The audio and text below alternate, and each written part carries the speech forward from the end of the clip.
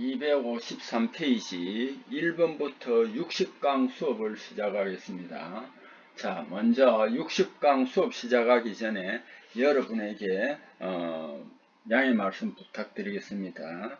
지난 시간 250페이지 59강 수업을 시작할 때 제가 마음이 급했던지 59강 수업을 50강 수업으로 말씀을 드렸습니다. 그래서 여러분 그게 50강 수업이 아니고 59강 수업이니까 착오 없기를 부탁드립니다.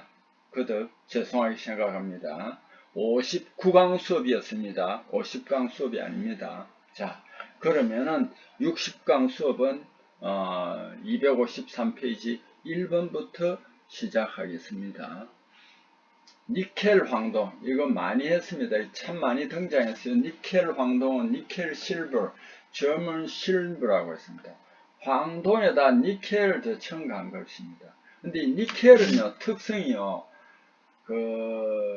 탈색 효과가 강한 금속입니다. 그래서 우리가 이 니켈이 들어가면은, 니켈 성분이 적게 들어가더라도 이게 은색을 띱니다. 백색을 띱니다. 그래서 이거 니켈 황동을 니켈 실버라 하기도 하고 양은 또는 양백이라고 합니다. 여기서 양이라는 것은 서양이라는 뜻이거든요. 그 서양 중에서도 독일이기 때문에 이걸 German silver라고 합니다. 이거는 몇 번 설명했습니다. 양은 양백이 맞고요. 여기에 나와 다와라는 다 틀렸습니다. 밑에 다시 한번 보면 니켈 황동은 백색 또는 은색의 구리 니켈 아연 삼원화금입니다. 아름답습니다. 전연성, 내피로성, 내식성 뛰어나고 저온 풀림한 것은 고성능 스프링에도 적합합니다. 전자부품 스위치, 커넥터, 릴레이, 특수 스프링, 리드 프레임은 이게 이제 반도체 할 때 쓰는 리드 프레임 등에 사용합니다. 심지어 장식용 안경테 등에도 쓰이고, 그 휴대가 편한 그 식기류 같은 데도 사용됩니다. 그래서 여기서 1번은 나와 다와라는 여러분이 읽어보면은 여기하고 대치되는 그 설명입니다. 그래서 가가 맞아요. 3번 주철 물리적 성질은 조직 화학 조성에 따라 크게 변합니다. 주철을요 600도씨 이상의 온도에서 가열 냉각 반복하면 주철이 성장합니다. 주철 성장 원인은 뭐냐면 이 시멘타이트, 시멘타이트 여러분 Fe3C죠. Fe3C. 이거는 굉장히 단단하지만 또 뭐냐면은 분해가 잘 됩니다. 녹는 것이 아니고 분해가 됩니다. 그래서 Fe3C가 3Fe+C로 됩니다. 이러면서 부피가 늘어나는 팽창합니다.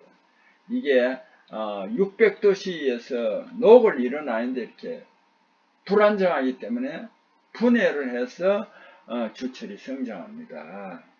불균이란 그러니까 여기에 뭐냐면은 온도에서 가열냉각 반복하면은 가열냉각 반복할 때 이제 이게 주철이 성장하고 또 여기에서 뭐냐면 가열을 균일하게 하지 않고 불균일한 가열을 할 경우에도 이게 이제 뭐냐면은 주철이 성장합니다. 5번 특수공구 초경합금과 관련이 가장 적은 것은 이건 라우타르는 알구시라 알루미늄 합금입니다. 초경합금이 아닙니다. 이 초경합금이 되려면은 고용융점 금속과 탄소가 결합한 거예요. TIC, WC 이런 것은 굉장히 단단한 쉽게 말하면은 금속과 비금속이 결합한 겁니다. 이것을 초경합금 재료가 되고요. 그 다음에 초경합금 만드는 상품명 중에서는 비디아가 있습니다. 이건 상품명입니다. 라우탈이 아닙니다. 초경합금은 이 가루 상태를 어떻게 하냐면은 열을 가해서 소개를 하는 거예요. 소개를. WC, TIC, 탄화탄탈 이런 탄화물을 고온에서 소결하여 제조한 특수합금입니다. 이 TA는 탄탈륨입니다. 초경합금에 이용될 수 있습니다. 니켈합금 원소 첨가, 니켈합금 원소 첨가하면 강인성, 내식성, 내마멸성이 증대됩니다. 예, 구조용 강강 합금강에도 쓰입니다. 예, 니트라 보면 이런 특징이 있습니다. 크롬 합금은 또 마찬가지입니다. 크롬 적게 함유될 때 크롬도 강도, 경도를 증대합니다. 강도 적게 함유할 때는 강도, 경도가 증대합니다. 크롬이 많이 함유할 때는 내식성, 내열성, 작용성이라는 것은 내가 몇 번 이야기했습니다. 열처리, 담금질을 안 했는데도 이 크롬이 많이 있을 때는 스스로 경도를 높여줍니다. 이것을 작용성이라고 합니다. 그리고 크롬이 많으면은 탄수와 탄화물 생성을 쉽게 하여 내마멸성을 또 증대시킵니다. 자, 이런 이제 특성들을 우리가 이제는 웬만큼 그 문제가 응용이 되도록 알아야 됩니다. 자, 254페이지 7번으로 들어갑니다. 0.하 처리를 우리는 영어로는 서브지로 트리트먼트라고 합니다. 또는 한자로는 뭐라고 하냐면 심냉 처리라고 합니다. 자, 0.하 처리, 0.하 처리는 영어로는 서브지로 트리트먼트라고 합니다. 그 다음에 이걸 서브제로 처리라고도 그냥 서브제로 처리라고도 합니다. 서브제로 처리라고도 합니다. 서브제로 그냥 우리말로. 그 다음에 이걸 굉장히 심이라는 것이 아주 깊은 바다를 우리 심해라고 그러죠. 심냉이라는 것은 냉각을 굉장히 심하게 하는 것, 이걸 심냉처리라고 합니다. 보통 우리 물에서 담금질하면은 0도가 넘잖아요, 그죠? 근데 이거는 이제 0도보다 확 내려가는 온도에서 아주 낮은 온도에 처리하기 때문에 이걸 심냉 처리라고 합니다. 담금질 후 잔류오스테나이트를 마텐자이트. 이게 이제 담금질을 물에서 하긴 했는데 모두가 마텐자이트로 가 있으면 관계없는데 오스테나이트가 잔류하고 있는 게 있습니다. 그러면 이게 어떤 변화가 있을 때 이게 이제 이동을 왔다 갔다 하니까 공구강, 게이지강 같은 쓸 때는 이게 막 크기가 달라져 버립니다. 그래서 이게 이제 잔류오스테나이트가 있기 때문에 보통 담금질에서는 이걸 이제 없애야 됩니다. 그럼 심냉 처리할 때는 어떻게 하느냐? 냉각제는 드라이 아이스, 알코올, 액체질소 이런 걸 가면 엄청 낮은 온도, 영하 100도는 몇 수십 도나 100도의 낮은 온도에서 이제 담금질하는 겁니다. 그냥 물에서는 안 되고요. 드라이 아이스, 알코올, 액체질소 요걸 사용합니다. 자, 그 다음에 서브제로 처리한 후 게이지, 베어링, 정밀 금형의 경련 변화 방지합니다. 경련 변화라는 것은 뭐냐 하면은 시간 경과할 때 재료 성질이 이제 잔류오스테나이트 나면 막 변합니다. 서서히 변하는 현상입니다. 그래서 경도 변화, 형태 치수 변화가 일어납니다. 정밀 기기는 경련 변화에 의해 정밀도 저하는 일이 있습니다. 조심해야 되겠죠. 자, 여기 가에 아까 조금 설명해 요 담금질 후에 이 말이 조금 줄어드는데 0.5 처리를 하면은 잔류오스테나이트를 모두 마텐자이트로 변태시킨다는 그런 설명입니다. 그래서 여기에서는 라번이 틀렸습니다. 서브제로 처리 후 다시 담금질하고 실온에서 장시간 방치하여 안정하면 더 좋아져. 말이 안 됩니다. 자, 9번. 주물용 마그네슘 합금 용해할 때의 주의사항으로 부적합한 것은 여기에 이제 계속 이런 식으로 나왔는데 주물용 마그네슘 합금 주물 조각 사용할 때 모래 투입한다 이거는 아닙니다. 고온 취급할 때 산화연소 잘 때 산화방지책이 필요합니다. 마그네슘은 이온화 경향이 굉장히 높거든요. 그래서 산화방지책이 필요합니다. 이게 산화되면 폭발을 할 수 있어요. 다 주조조직 미세화를 위해 적절한 용타 온도를 유지해줘야 되고 수소가스 흡수하기 쉬우므로 이것도 문제가 됩니다. 그래서 탈가스 처리를 해야 된다. 합금강에 첨가된 합금원소의 영양들을 여기서는 상당히 중요한 거니까 한번 봅시다. 망간은 강도, 경도, 내마멸성, 정대, 매짐을 방지해줍니다. 몰리브덴도 봅시다. 몰리브덴도 적게 함유할 때는 니켈과 비슷한 역할을 합니다. 함유량 많을 때는 내마멸성 커지며 뜨임 매짐, 여기 뜨임은 경도는 떨어지더라도 질긴성, 인성을 높이기 위해서 하는데 여기서는 저 구조용 강인강, 저 니켈이나 크롬이 들어가는 특수강에서는 담금질은 잘 떼어버렸습니다. 경도가 높습니다. 너무 높기 때문에 뜨임을 해가지고 좀 풀어주려는데 뜨임을 해도 매짐성이 정대합니다. 그래서 이걸 몰리브덴을 첨가하면은 방지할 수 있습니다. 주소 적게 함유할 때 강도, 경도 조금 높아지며 함량 높으면은 내식성, 내마멸성 크게 정대하고 전자기적 성질을 개선합니다. 텅스텐 적게 함유할 때 크롬과 비슷한 역할을 한다. 텅스텐 함량 높을 때 이것도 크롬과 마찬가지로 탄화물 생성이 쉽습니다. 그리고 경도, 내마멸성, 고온강도, 경도가 전개됩니다. 자,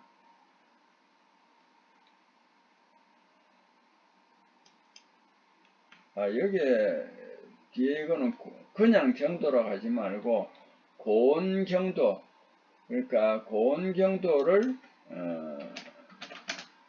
정대한다. 이렇게 해주는 게 맞겠죠.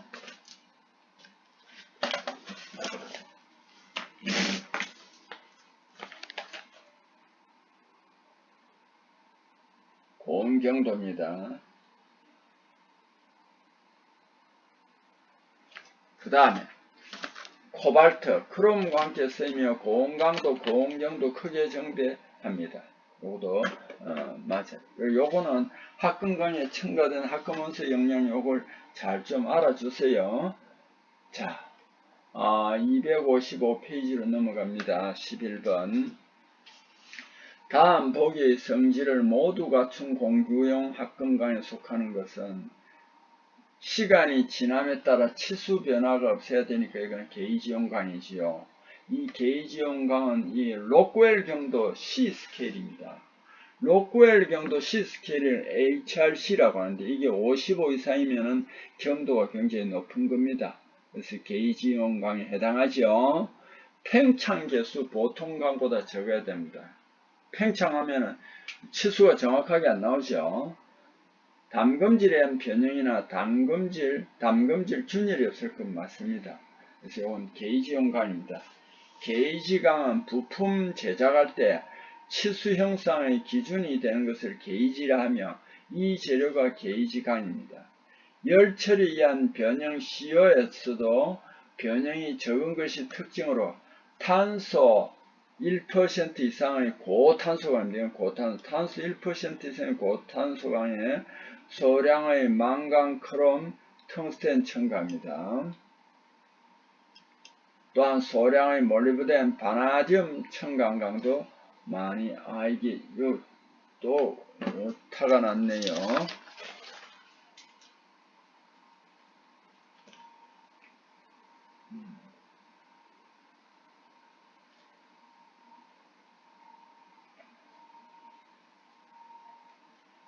요거 오타가 나는 좀 고쳐 주십시오. 이걸 이제 여러분 아마 책에는 없을 겁니다. 제가 요걸 설명하기 위해서 이렇게 치다 보니까 이렇게 또 오타가 났네요. 자, 고쳐주세요. 13번 내식성 알루미늄 합금에 해당하지 않는 금속은 하스텔로이입니다. 하스텔로이는 알루미늄 합금이 아닙니다. 하이드론 알루미늄은 내가 어떻게 한다. 알마하 내식이라고 그래 외우면 좋겠다 이랬지. 알마하 내식성에서 알클레드는 스테인리스 강하고 그 알루미늄을 이렇게 붙인 겁니다. 그래서 알루미늄 합금이 맞지요. R3는요, 나오는데 알루미늄 마그네슘 SI 합금입니다. 알루미늄 마그네슘 SI 합금이 R3 요거 많이 했습니다. 하스텔로이는 주요 성분이 니켈입니다.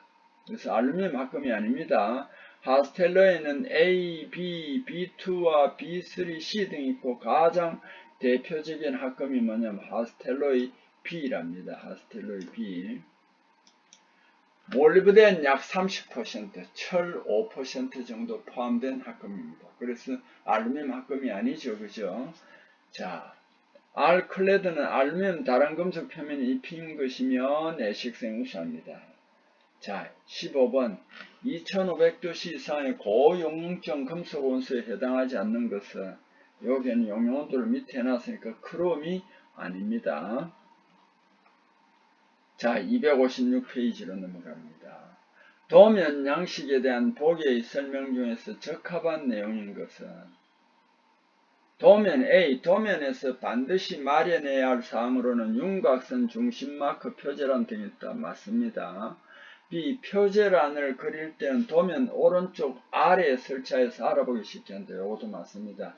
이것도 몇 번 나온 문제입니다. 그 다음에 C, 표제란에는 도면 번호, 도명, 도면의 이름, 척도, 투상법, 작성 연월일, 제도자 이름 등을 기입합니다. 그래서 이 A, B, C는 다 해당합니다. 19번 요거는 몇 번 나왔습니다. 아래 그림에서 나타내고 있는 지시기의 의미로 적합한 것은 제거 가공을 하지 않습니다. 왜? 매끄러운 그 상태의 그 면을 가지고 있습니다. 그걸 생지라고 합니다.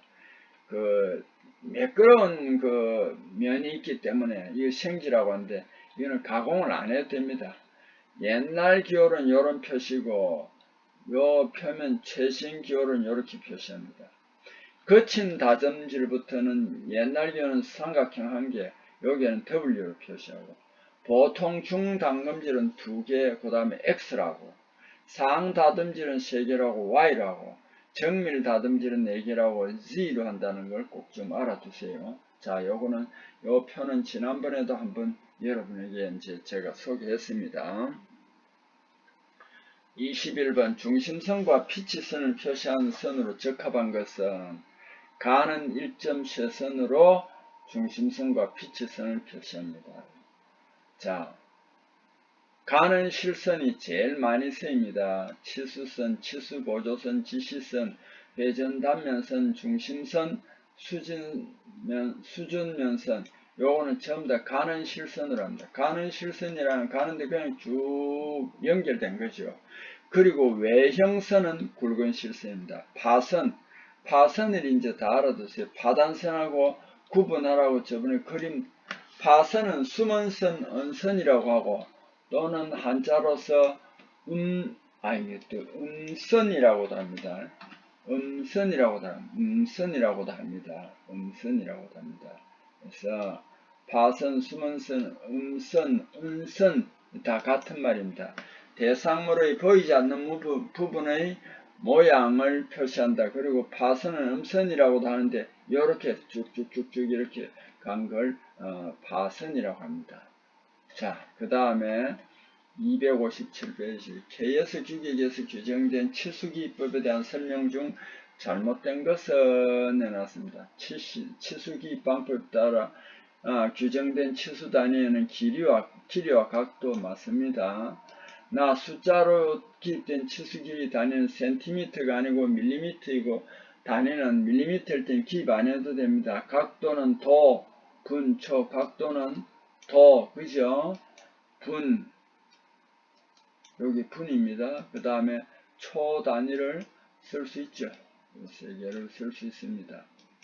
자, 치수 기입에 규정된 내용을 기초로 도면에 특별히 명시하지 않는 한 최종적으로 완성된 물체 치수 기입 원칙입니다. 최종적으로 완성된 물체 치수 기입 원칙입니다. 자, 요것도 앞부분에도 하면 90도 미만은 예각, 90도는 직각, 90도 초과는 둔각이며 180도는 평각, 180도 초과는 우각 또는 여각이라고 180보다 작은 각도는 열각 또는 철각입니다. 여기 초과는 각도, 초과의 각도는 이렇게 하는 게 좋겠네요.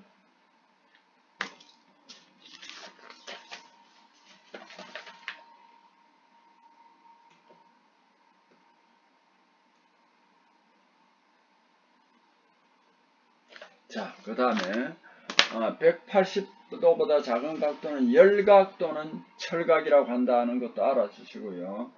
25번 기계 요소 제도 중 축 제도할 때의 적용 방법이 아닌 것은 요 밑에다가 축 제도할 때의 적용 방법에 대해서 상세히 설명해 놨습니다. 그래서 축의 길이 방향으로 절단하여 표시한다는데 단면 도시하지 않는다 이렇게 씁니다. 단 부분 단면일 때는 허용합니다. 요걸 축의 일부분을 절단하여 표시할 수 있다 맞고, 축의 일부분의 평면은 대각선에 이렇게 가는 실선을 표시는 맞고요. 길이 긴 축은 단축하여 그릴 수 있으나 실제 치수로 기입한다. 치수는 실제 치수로 기입한다. 여기에 축 제도할 때의 적용 방법에 대해서 여기서 다 소개하고 있으니까 여러분이 요거 꼭 좀 참고를 해주세요. 27번 KS 제도에서 규정한 SF 이거는 많이 나왔습니다. S는 탄소강이고 F는 단강품, 그래서 탄소강 단강품. 그 다음에 가공으로 생긴 앞줄의 방향이 기호를 기입한 그림의 투영면에 수직할 때는 이렇고 평행할 때는 이퀄, 교차할 때는 X, 여기 Y는 없습니다.